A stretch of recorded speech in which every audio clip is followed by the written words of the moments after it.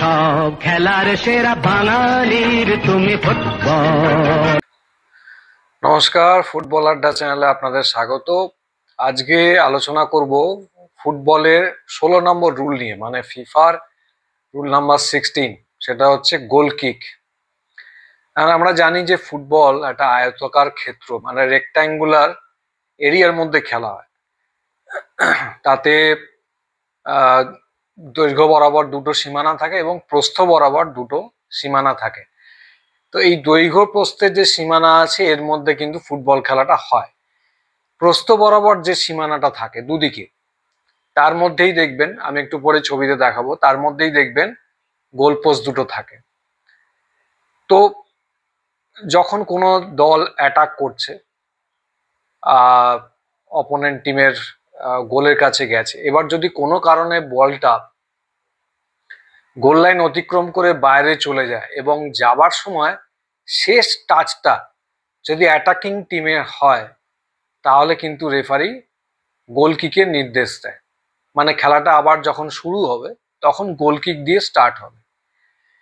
এই যে বললাম, বলটা যখন গোল লাইন অতিক্রম করে চলে যায়, গোল লাইন মানে কোনটা?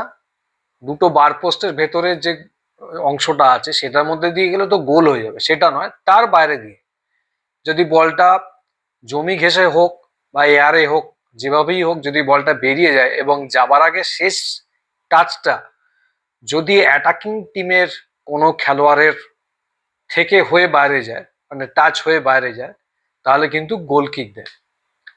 গোল কিক দিয়ে আবার খেলা শুরু করার নির্দেশ দেওয়া হয়। এছাড়াও তিনটে অপশন আছে যার জন্য কিন্তু গোল কিক অফার করা হয় বা গোল কিকের নির্দেশ দেওয়া হয়। এই তিনটে অপশন আরো কি কি? প্রথম হচ্ছে, আজকালকার দিনে দেখবেন প্রত্যেকটা টিমেই দু একজন এরকম খেলোয়াড় থাকে যারা খুব লম্বা থ্রো করতে পারে, মানে পুরো কর্নার কিকের মতো বা ফ্রি কিকের মতো পিছন থেকে জোরে দৌড়ে এসে এমন থ্রো করে একদম পেনাল্টি বক্সের মধ্যে গিয়ে পড়ে, বা বলা ভালো 6 গজে বক্সের আশেপাশে গিয়ে পড়ে। তো এবার ধরুন সেরকম একটা লম্বা থ্রো হয়েছে এবং কোনো একটা কারণে কারোরই টাচ হয়নি, মানে না ডিফেন্ডিং টিমের না অ্যাটাকিং টিমের কোনো প্লেয়ারের টাচ হয়নি, বলটা সোজা গোলে ঢুকে গেছে। তখন কি হবে? গোলটা বাতিল হবে, গোল হবে না এবং রেফারি গোল কিকের নির্দেশ দেবে।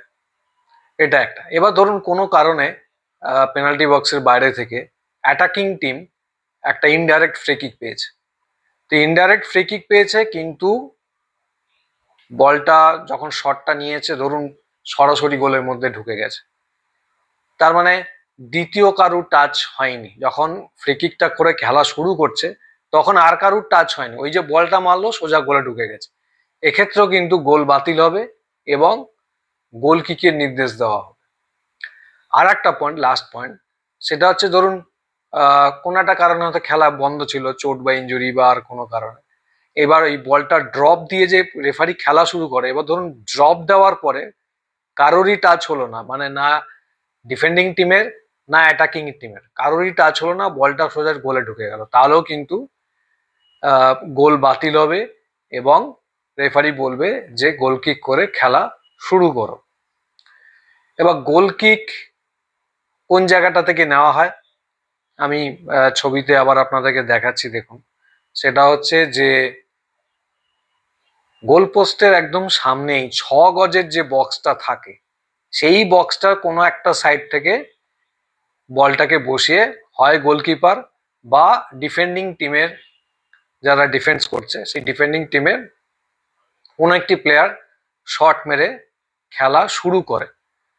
এখন রুল কিছু নেই কোন জায়গায় বসাতে হবে, কিন্তু নর্মালি আপনারা দেখে থাকবেন, এটাকে থাম রুল বলতে পারেন। সেটা হচ্ছে যে যে দিক দিয়ে বলটা আউট হয়েছিল, মানে গোল লাইন অতিক্রম করে চলে গেছিল, তো 6 গজের বক্সের সেই দিকটা থেকে বলটাকে বসিয়ে খেলাটাকে স্টার্ট করা, গোল কিকটা নেওয়া হয়। এবার এই গোল কিকটা যখন করলো, সে গোলকিপার মারতে পারে বা ডিফেন্ডিং টিমে কোনো প্লেয়ার মারতে পারে। ধরুন শটটা মারলো, যদি বলটা গিয়ে অন্য দিকের যে গোল পোস্ট আছে তার ভেতর দিয়ে ঢুকে যায়, মানে গোল হয়ে যায়, তাহলে কি গোল হবে? উত্তর হচ্ছে হ্যাঁ, গোল হবে। ডাইরেক্ট যদি গোল কিক করে গোলে মারা যায়, বলটা যদি গোলের মধ্যে ঢুকে যায়, উল্টো দিকের গোল পোস্টের যে গোল লাইন আছে সেটা অতিক্রম করে গোলে ঢুকে যায়, তাহলে কিন্তু গোল বলেই গণ্য হবে। আর একটা পয়েন্ট হচ্ছে, যদি যখন গোল কিক নিচ্ছে, মানে গোল কিক করে যখন খেলা স্টার্ট হচ্ছে, তখন কিন্তু অফসাইড রুলের প্রয়োগ হয় না। মানে ধরুন গোল কিক করলো এবং যে দল গোল কিক করছে সেই দলের একজন অ্যাটাকিং প্লেয়ার, সে হয়তো, আপনার হয়তো দেখে মনে হবে যে অফসাইড পজিশন দাঁড়িয়ে আছে, বলটা গেল তার কাছে, অফসাইড দিল না। অফসাইড কিন্তু হবে না। যখন গোল কিক করে খেলা শুরু হবে তখন কিন্তু অফসাইড হয় না। এবার ধরুন ইনফ্রিঞ্জমেন্টের কথায় আসি। সেটা হচ্ছে গোলকিপার বল বসিয়েছে, গোল কিক নেবে, বা কোনো খেলোয়াড় ডিফেন্ডিং টিমে কোনো খেলোয়াড় গোল কিক নেবে। নিয়ম হচ্ছে অ্যাটাকিং দলের কোনো প্লেয়ার তারা কিন্তু পেনাল্টি বক্সের মধ্যে থাকবে না, তাদেরকে বেরিয়ে যেতে হবে, পেনাল্টি বক্সের মধ্যে বেরিয়ে যেতে হবে। এবার হয়তো কোনো প্লেয়ার পেনাল্টি বক্সের মধ্যে থেকে তখনও বেরোয়নি, গোল কিকটা নিয়ে নিয়েছে, তখন কিন্তু রেফারি বলবে যে বলটাকে আবার 6 গজ বক্সের মধ্যে নিয়ে যাও এবং রিটেক করো, মানে আবার নাও, গোল কিকটা আবার করে খেলাটা স্টার্ট করো।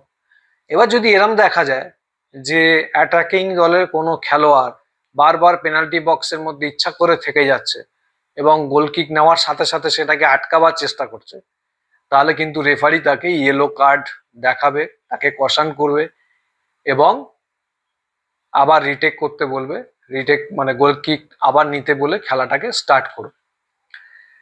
এবার ধরা যাক ডিফেন্ডিং টিম যারা গোল কিক করছে তারা শটটাকে মারলো, কিন্তু কোনো কারণে মিসকিক হলো, বা একবার গোলকিপার হোক ডিফেন্ডার হোক যে বলটাকে একবার টাচ করে ফেলেছে সে কিন্তু দ্বিতীয়বার গিয়ে বলটাকে টাচ করতে পারবে না। যদি সে দ্বিতীয়বার টাচ করে বলটাকে, তাহলে কিন্তু খেলাটাকে বন্ধ করবে রেফারি এবং ইনডাইরেক্ট ফ্রি কিক দেবে, মানে অ্যাটাকিং টিমের পক্ষে কিন্তু ইনডাইরেক্ট ফ্রি কিক দেবে। এবং সেটা পেনাল্টি বক্সের বাইরে হতে পারে, পেনাল্টি বক্সের মধ্যে হতে পারে, ইনডাইরেক্ট ফ্রি কিক দেবে এবং ইনডাইরেক্ট ফ্রি কিক নিয়ে খেলাটাকে স্টার্ট করবে। এবারে লাস্ট একটা পয়েন্টে আসি, খুব রেয়ার যদিও, ধরুন গোলকিপার বা কোনো ডিফেন্ডিং প্লেয়ার নিতে গেল এবং বাই চান্স তার নিজের গোলের মধ্যেই ঢুকে গেল, হতে তো পারে, কোনো একটা ভাবে হলো, তাহলে কি হবে? তাহলে রেফারির সিদ্ধান্ত সেক্ষেত্রে কি হবে? তাহলে কি সেটা গোল হবে? না, গোল হবে না। তাহলে কি করবে রেফারি? অ্যাটাকিং দলকে কর্নার কিক অফার করবে, বা কর্নার কিক তাকে অ্যাওয়ার্ড দেওয়া হবে, যে অ্যাটাকিং দলকে বলবে তোমরা গিয়ে কর্নার কিক করো। তো আমি মোটামুটি চেষ্টা করলাম যে রুল নাম্বার 16 যেটা গোল কিক বলে সেটার সম্বন্ধে পুঙ্খানুপুঙ্খভাবে আপনাদেরকে জানানো, এবং এর পরের ভিডিওটাই কর্নার কিক নিয়ে আসবো, সেটা রুল নাম্বার 17। তো যতটা গভীরে গিয়ে আলোচনা করা সম্ভব ফুটবলের বিভিন্ন রুলস নিয়ে, লজ নিয়ে আমি চেষ্টা করছি। আপনাদেরকে অনুরোধ, যারা ফুটবল ভালোবাসে, ফুটবল প্রেমী আছে, তাদের কাছে আমার এই ভিডিওটা শেয়ার করে দিন। বাচ্চা বাচ্চা ছেলেরা যারা খেলা শিখছে, এই ডিটেলগুলো তারা যদি জেনে রাখে, নিশ্চয়ই আমি আশা করছি তাদের উপকার হবে। তাদের কাছে পাঠান, এবং আপনারা যদি আমার চ্যানেলটা অনুগ্রহ করে সাবস্ক্রাইব করেন, তাহলে আমি আরো বেশি উজ্জীবিত হব, আরো বেশি আমার ভালো লাগবে এই সমস্ত ভিডিও করতে। আপনারা কমেন্ট করুন এবং বলুন যে আর কি কি রুলসের ওপরে আপনারা ভিডিও দেখতে চাইছেন, আমি নিশ্চয়ই, বা আর কোন কোন বিষয়ের ওপর আপনারা ভিডিও দেখতে চাইছেন, আমি নিশ্চয়ই সেগুলো বানাবো। আমার ভিডিওটা দেখার জন্য অনেক অনেক ধন্যবাদ। নমস্কার।